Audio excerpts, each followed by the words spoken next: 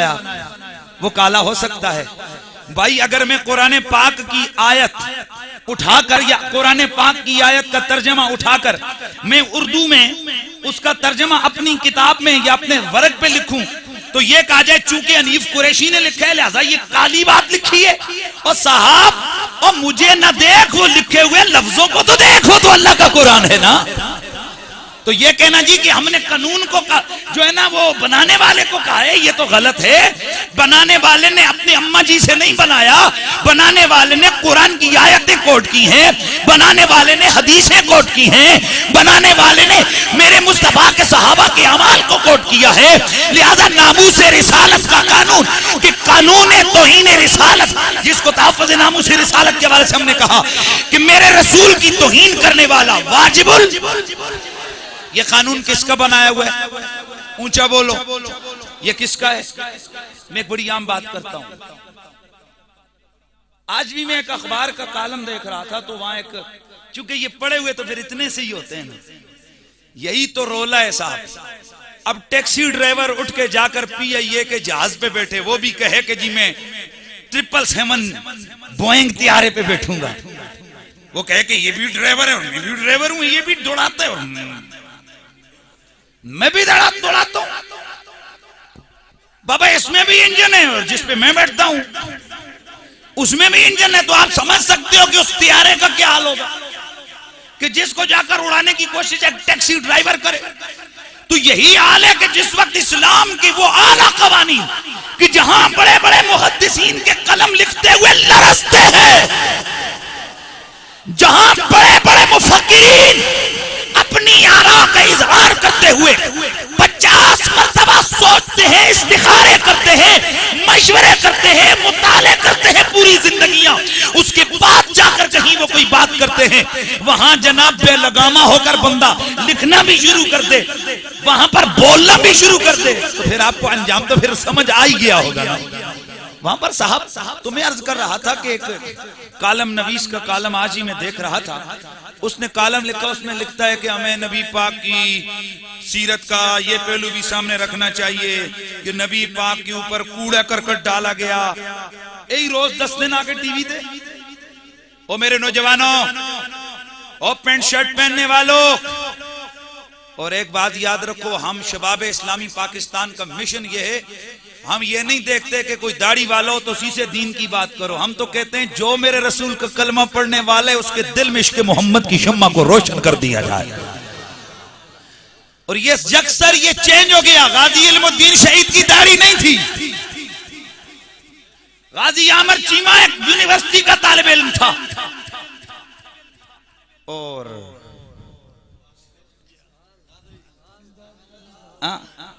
یہ تو یار ایک پولیس مین تھا. تو میں اپنا وہ بات میں عرض کروں گا آگے چل کے, لیکن پہلے میں جملہ یہ پورا کر لوں. کیا بات کر رہا تھا؟ ایک کالم نویس نے کالم لکھا, بولتا ہے کہ جناب یہ دیکھیے کہ نبی پاک کی یہ کتنی سا عاجزی تھی, ایک کوڑا کرکٹن پہ ڈال کے جاتی تھی, آپ پھر جاتے تھے, پھر صاف کر کے وہ بیمار ہو گئی, اس کے گھر چلے گئے. یہی ہے اور بھائی یہی ہے, وہ تو مجرموں کو معاف کر دیتے تھے. عبداللہ بن ابی ساری زندگی ان کے خلاف کرتا رہا, لیکن پھر بھی وہ اس کا جنازہ پڑھنے کے لیے جانے لگے. اور اس بیوقوف نے آج غلط لکھا ہے کہ وہ جنازہ پڑھ چکے. میں نے کہا ابے بغیرت قرآن ہی پڑھ لیتا. قرآن نے کہا ہے, میرے رسول کے دل میں آیا میں پڑھوں. میرے رب کے قرآن نے کہا سونیا نا, گستاخوں کا جنازہ نہیں پڑھا جاتا. گاج کے بولو یار, گستاخوں کی نماز جنازہ ادا میرے مالک نے منع کر دیا. او میرے حبیب صرف یہ نہیں, صبح قیامت تک آنے والا کوئی بھی گستاخ ہو لا تقم علی قبرہ ابدا, کسی گستاخ کی جنازے اور قبر پہ کھڑا, اونچا بولو, کسی گستاخ کے جنازے پہ کھڑا. یہ کس نے حکم دیا؟ اونچا بولو, کس نے حکم دیا؟ صاحبو ہمارے ایمان کا کیا بنے گا کہ ہمیں تھوڑا سا لینا ہوتا ہے, کسی وارڈ کمیٹی کا چیئرمین بڑھنا ہوتا ہے کہیں سے ہم نے تھوڑی سی سیاسی ووٹیں لینی ہوتی ہیں، سیاست کے ہم نے نعرے لگانے ہوتے ہیں اور ہم وہاں ایمان دین بھول جاتے ہیں. تو میرے اس جلسے میں آنے والوں، یہ میسج قرآن کا اپنے دماغوں میں فیڈ کر لو، اپنے دماغ کی ہارڈ ڈسک میں میٹر کو ہمیشہ کے لیے محفوظ کر لو کہ شاید زندگی میں کبھی موقع آئے ایک طرف آپ کا اسلام ہو، ایک طرف دنیا ہو، اور کہا جائے کہ یہ گستاخ ہے، اس کی نماز جنازہ پڑھ، واعظ فقیر کے جملے اپنے اس ہارڈ ڈسک سے کلک کر لینا، نکال لینا کہ میرے مالک نے نبی کو منع کیا، میرے یار کسی گستاخ کی نماز جنازہ ادا. اور نبی کے گستاخ کو تو چھوڑو، میرے آقا ایک دن گئے نا تو جنازہ لایا گیا، میرے آقا واپس آ گئے. گج کے بولو یا میرے مصطفیٰ واپس آ گئے. جیسے ہی واپس ہے صحابہ نے عرض کی یا نبی اللہ، آج سے اس سے پہلے تو کبھی نہیں ہوا کہ آپ آئے ہوں اور کلمہ بھی پڑھنے والا ہو اور آپ کبھی اس کی جنازے سے بغیر جنازہ پڑھے لوٹ گئے ہوں. میرے آقا نے فرمایا معلوم ہے یہ کلمہ تو پڑھتا تھا پر اس کے دل میں میرے عثمان کا بغض تھا، اس کے دل میں میرے عثمان کا بغض تھا.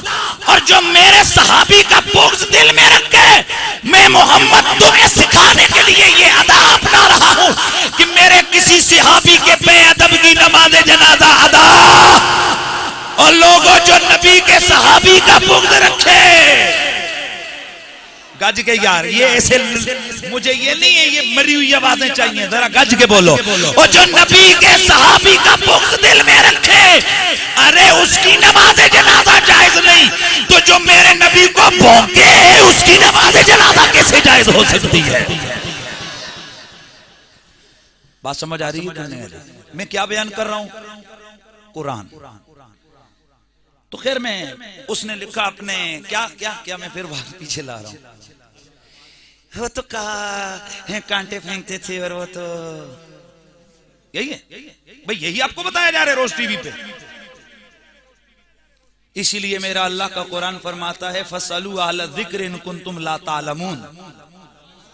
جس بارے میں علم نہ ہو تو اہل ذکر کے پاس جاؤ، اہل علم کے پاس جاؤ، وہ تمہیں قرآن اور حدیث سے تمہاری اس پیاس کو بجھا دیا کریں گے.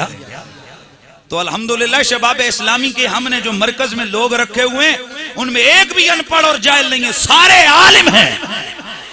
اور صرف مولوی حلوے کھا کے سونے والے نہیں، دیگیں ہڑپ کرنے والے نہیں، مجاہد بھی ہیں. وقت آنے پر جان نبی کے نام پہ لٹانے کا جذبہ بھی رکھتے ہیں. اور اللہ کی عزت اور اللہ کے کرم کی بات کرتا ہوں اور بڑی اہم بات کرتا ہوں کہ ہم اس شخصیت کا فیض اپنے سینے میں رکھتے ہیں کہ جس میں کبھی دوغلا پن نہیں آیا ہے. نام بھی حسین ہے اس کا، کام بھی حسین ہے اس کا. تو خیر میں بات کر رہا تھا، کیا بات کر رہا تھا؟ میں پکی انج گال کر رہا ہوں نا جڑی بیوے تے پھر چنگی کر کے بیوے نا. اللہ اللہ یہ بات دہرائی جاتی ہے کہ رسول اللہ کے اوپر ایک بڑھیا آتی روز میں